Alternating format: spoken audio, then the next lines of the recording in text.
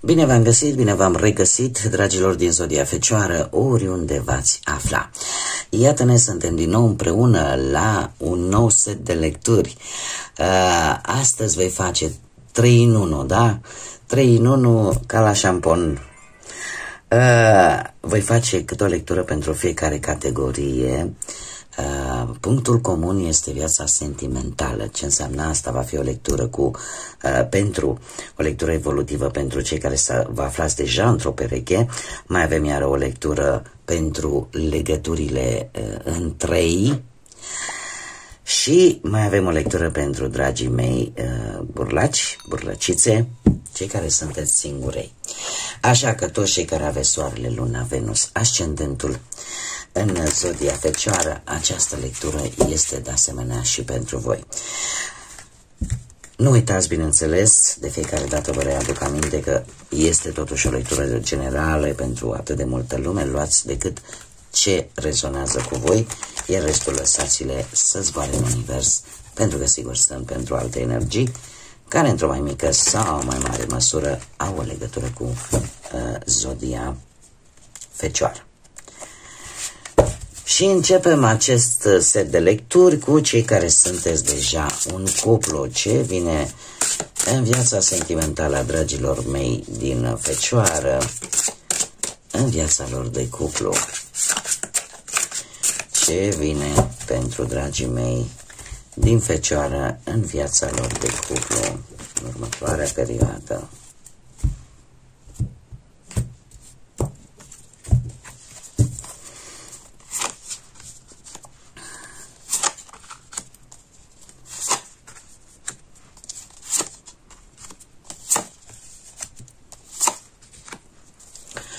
Bun. Cum sunteți voi?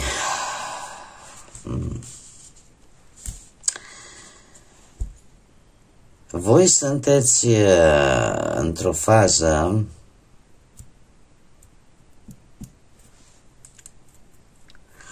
cu acest 3 de cupe.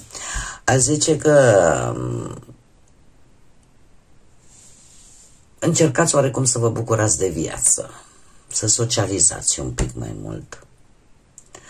Poate că sunteți înconjurați de familie sau de un cerc restrâns de prieteni care de fiecare dată sunt acolo sau care pur și simplu vă dă o stare de bine.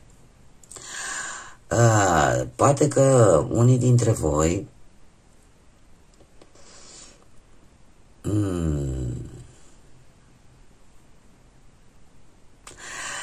este foarte interesant, mai ales pentru cei care sunteți într-o pereche, dar deocamdată, până acum, cel puțin, nu s-a făcut pasul decisiv, ca să zic așa, să se și oficializeze într-o cununie civilă, într-o căsătorie, da, la preot și așa mai departe. Și s-ar putea ca voi în acest moment să vă gândiți la acest lucru. La această... E ca și cum ai zice, vreau să trec la următorul pas. Cum este perechea voastră? Perechea voastră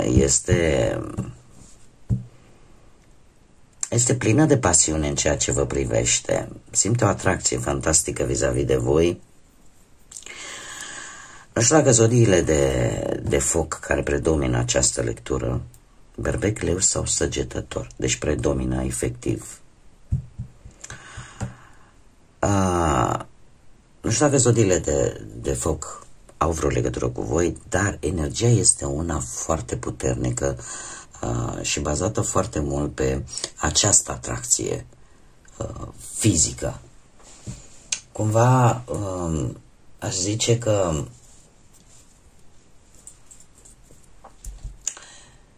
există foarte mult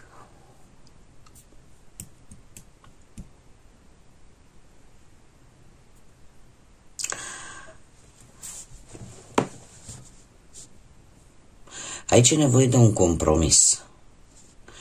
Și un compromis pe care eu, din câte văd aici, totuși, perechea ta și-l dorește. Știți că atunci când te căsătorești, spui la bine, la rău, la boală, la sănătate, dar indiferent de ce perioade traversate, îți asumi acest compromis. Da, sunt acolo, prezent. Este un compromis pe care, din câte văd eu, cumva și-l asumă vis-a-vis de voi. Și mai ales dacă vorbim de ce proiecte aveți voi în comun, vă stresează ceva. Vă stresează totuși ceva. Că e vorba poate de un proiect care e ceva extern. Ceva extern. Anumite griji pe care le aveți în relație și sunt mare atenție că aceste griji, aceste preocupări vin din partea cuiva extern. Cumva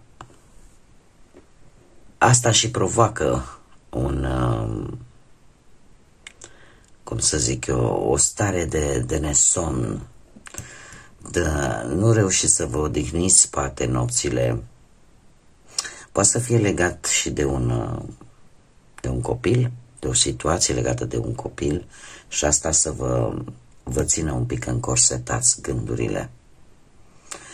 Chiar dacă și asta poate să fie și pe separat, fără să știți unul de celălalt, dar indiferent că vorbim de voi sau vorbim de perechea voastră, așa, chiar dacă nu vă spuneți unul altuia, totuși vă frământă pe amândoi.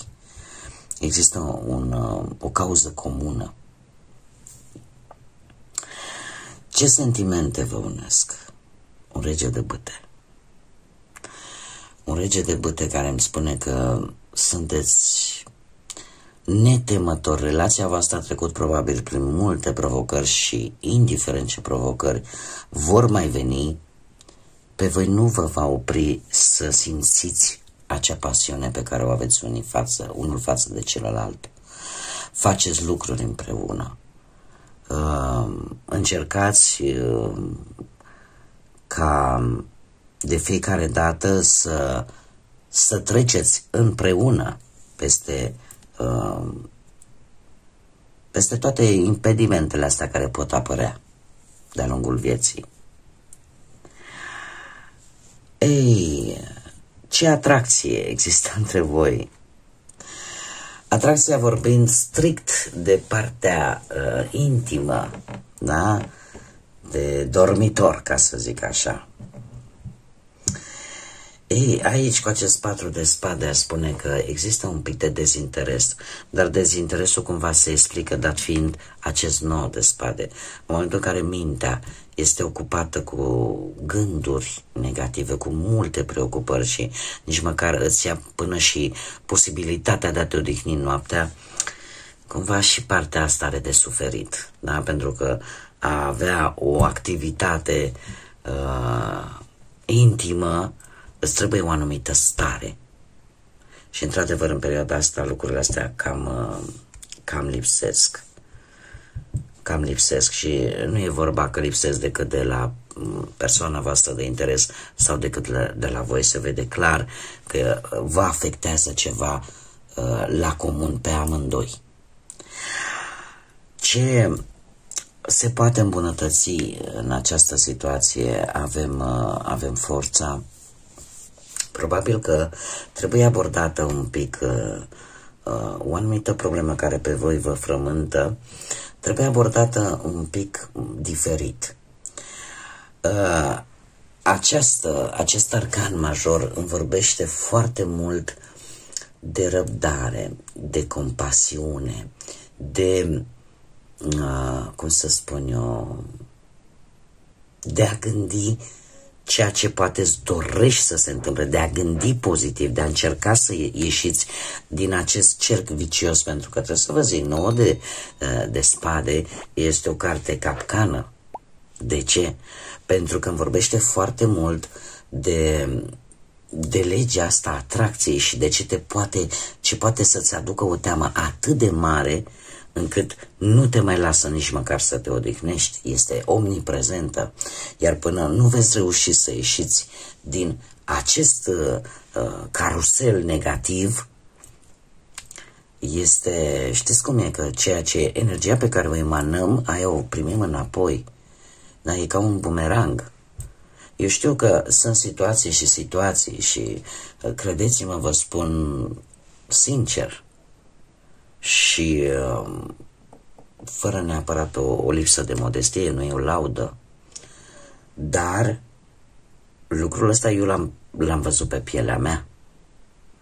În momentul în care gândeam numai negativ, parcă nimic nu mergea. Iar eu ce vă spun acum sunt sfaturi pe care eu le-am primit la rândul meu, la momentul respectiv, de la persoane foarte spirituale. Și am încercat, am ascultat, am încercat și să știți că funcționează. Să știți că funcționează. Unde ar trebui să aveți voi niște îmbunătățiri? Pe ideea asta. Să încercați cumva să ieșiți, și nu numai voi, cât și persoana voastră dragă, să ieșiți cumva din toate aceste gânduri negative, pentru că ce aveți voi aici este frumos. Este frumos, indiferent cu ce vă confruntați, indiferent cât de dificilă este situația. Atâta timp cât rămâneți cu aceste gânduri negre, lucrurile nu au cum să se schimbe atât de repede și în bine. Iar forța de asemenea mai vine și ne spune că trebuie să existe un pic de ajutor. Dacă nu reușiți singurei, poate să cereți și un pic de ajutor, poate mai multă toleranță în comunicare, poate un pic mai multă de răbdare și să ieșiți din această stare de teamă. Pentru că asta este o teamă excesivă de ceva. Haideți să vedem și un mesaj important pentru voi, dragilor. Vise care devin realitate. Ai credință în propriul tău curcubeu, pentru că va veni zâmbind către tine. Asta este de bine. Asta înseamnă că cumva lucrurile încep să se miște, într-un fel sau altul, încep să se miște. Și poate anumite deziderate, anumite dorințe ale voastre, încet încep să dispară. Dar așa cum am mai spus, trebuie un pic acționat. Trebuie un pic acționat. Noi mergem mai departe și haideți să vedem pentru cei care sunteți implicați într-un trio. Haideți să vedem. Aștept cu nerăbdare comentariile voastre, dragilor, să-mi spuneți dacă vă plac acest gen de lecturi, ca să știu dacă le mai repetăm și pe viitor. Sunt lucruri pe care eu le fac poate pentru prima dată și am nevoie să văd ce anume vă interesează. Deci, trecem la cei care sunt implicați într-o legătură de 3. Și haideți să vedem care este viața sentimentală a dragilor mei din Fecioară, care sunt implicați într-o legătură de 3. Care este situația sentimentală pentru cei care sunt implicați într-o legătură de 3.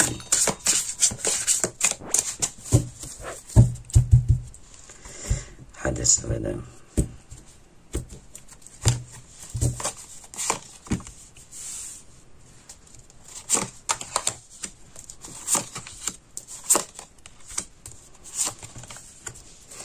Dragii mei dragi, situația actuală. Situația actuală e posibil ca persoana voastră de interes să fie un pic mai vârstă decât voi și să vă asigure o parte materială poate mai bună sau să vă mulțumească din punct de vedere intim, pasional. Da? Să vă aducă din punctul ăsta de vedere oarece stabilitate. Cum de asemenea aș mai putea spune că unul dintre voi posibil să fie un pic mai autoritar. În sensul în care câteodată este mai rigid, că sunteți voi, că este poate persoana voastră de interes, da, are așa un soi de autoritate. Ce simțiți voi vis-a-vis de persoana voastră de interes? Voi simțiți că ar trebui să îmblânziți bestia. Nu. Bine, poate să fie și, metaforic vorbind, poate să fie și acest lucru. Voi simțiți că lângă voi este o altă persoană. E ca și cum s-ar transforma din acea persoană dură, autoritară, organizată, strategă, da?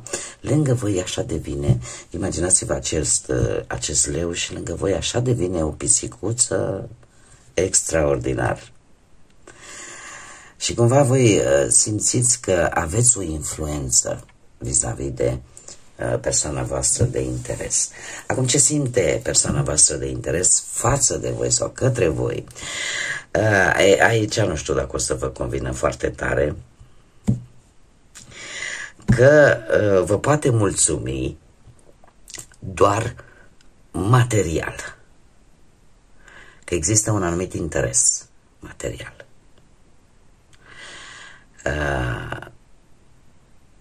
De asemenea, mai putem vorbi de situația în care voi aveți o situație materială bună. Poate familia voastră este o familie veche, o familie care are posesiuni și apare posibilitatea ca persoana voastră de interes să poată să beneficieze. Apare un interes material, indiferent că persoana voastră de interes gândește despre voi sau ea are acest interes. Ca și când voi ați avea acest interes material sau persoana voastră, trebuie să adaptați, da? Fiecare știe ce situație materială are. Cu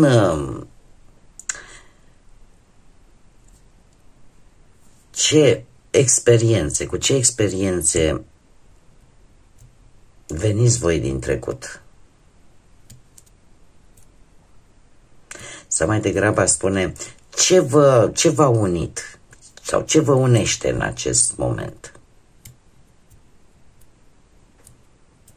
Și avem un 6 de spade. Distanța. Sunteți la distanță, dragilor. În acest moment,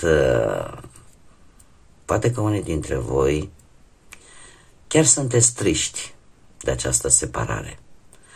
Și e vorba de distanță geografică. Cum mai putem vorbi, poate traversați un moment în care nu discutați voi. Lucruri care cumva parcă ați avut poate o tensiune, ați avut un dezacord, un conflict pe care parcă nu l-ați putut evita și în acest moment e posibil să nu existe comunicare. Care ar fi concluzia? Concluzia cu acest 6 de monede. Aș spune că lucrurile vor începe oarecum să se echilibreze. Există într-adevăr o generozitate din partea cuiva, că e a voastră, că e a persoanei voastre de interes. Și e posibil să vină și împăcarea și să vină și cu ceva în mânuță, cu vreun cadouaș, cu vreo atenție. Cineva aici va face pasul ăsta pentru că nu poate să stea în dezechilibru, are nevoie de acest echilibru. Iar faptul că se repetă cifra 6, asta îmi spune că apare, cumva e o încercare de a uni cumva mintea cu inima. Da? Are această necesitate de a construi, de a vindeca. Dar de asemenea îmi vorbește și de a echilibra. Și în special, n-am ce să fac, eu trebuie să vă spun, sunt deja două cărți de monede, de a se echilibra financiar. Apare într-adevăr un interes financiar aici. Haideți să vedem ce gândește, dar nu rostește. Ia uite cum s-a strecurat. Am încercat să fug de această conexiune, dar sufletul meu nu mă lasă. Sau sufletul meu cumva nu poate renunța la tine.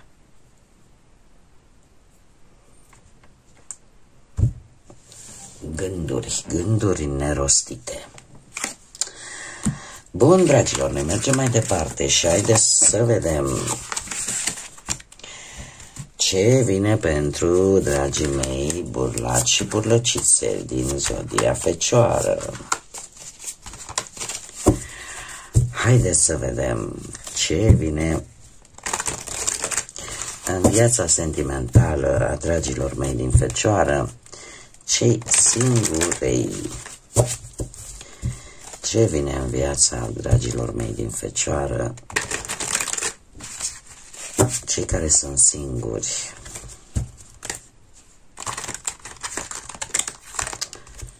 Să mai încercăm o dată.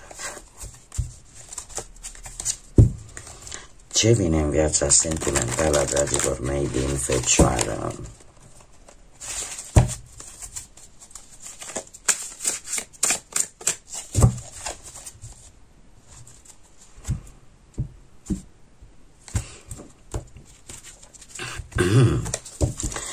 Și avem of.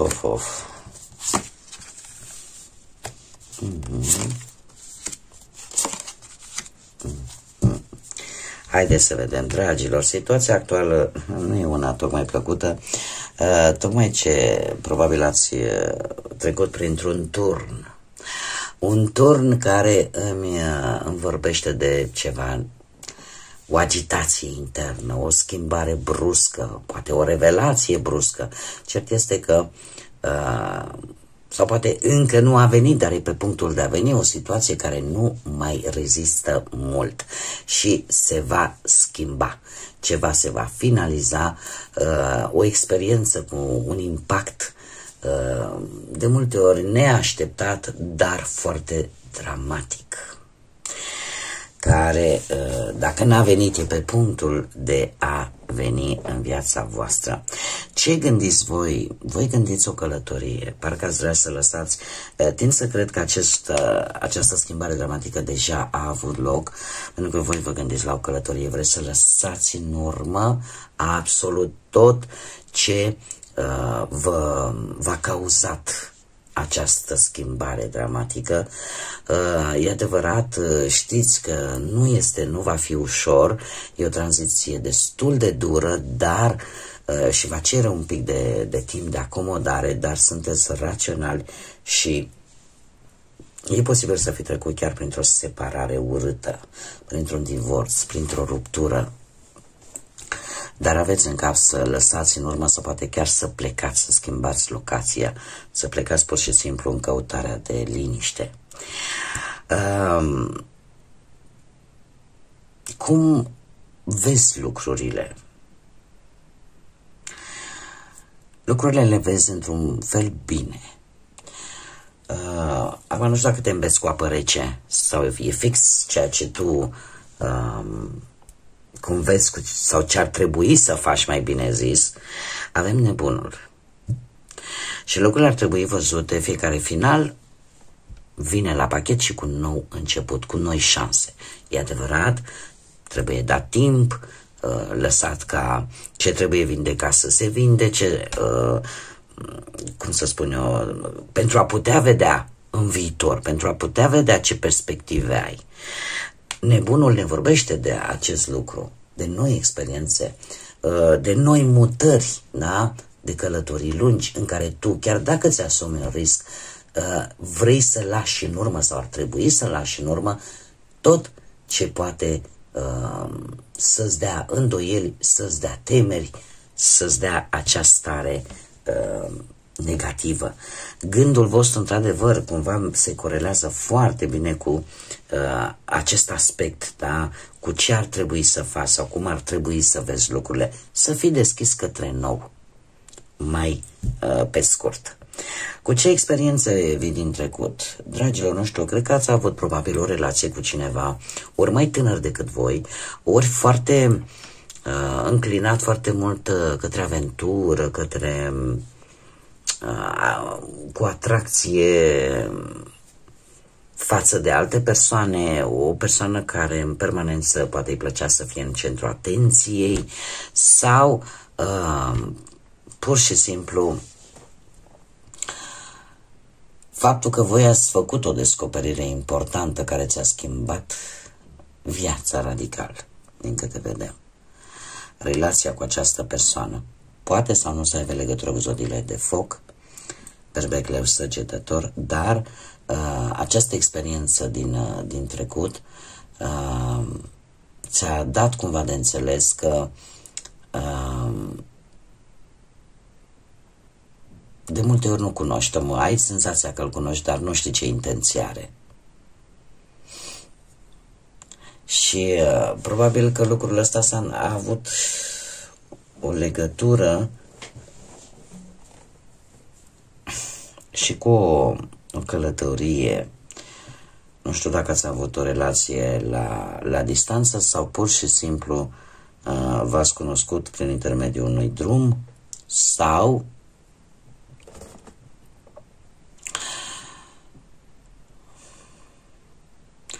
era foarte aventuroasă această persoană. Probabil că la început v-a atras acest lucru. Dar mai târziu lucrurile se pare că au stat cu totul diferit, că aventură, dar când nu te oprești și continui din aventură în aventură, iar nu e bine. Acum, cu ce vine viitorul apropiat pentru voi? Cu un 4 de spade, cu o pauză. Din punctul ăsta de vedere sentimental, aveți nevoie de o pauză, dragilor. Aveți nevoie de o pauză pentru a lua fiecare. Uite, să vă arăt, avem aici, nu știu, sper că se vede. Sunt pe jos, nu mai scrisorele nedeschise. Să luați fiecare scrisorică. Imaginați-vă că sunt gândurile voastre. Imaginați-vă că sunt frământările voastre. Și să luați fiecare plic, să-l desfaceți, să-l rezolvați, să vi le puneți un pic la punct gândurile și planurile voastre. De moment, în perioada imediat următoare, nu se întrevăd relații noi, pentru că sunt lucruri de rezolvat în interiorul vostru. Haideți să vedem și un mesaj interesant pentru voi, dragilor din Fecioară, cei care sunteți singurei. Un mesaj, te rog, pentru dragii mei din Fecioară.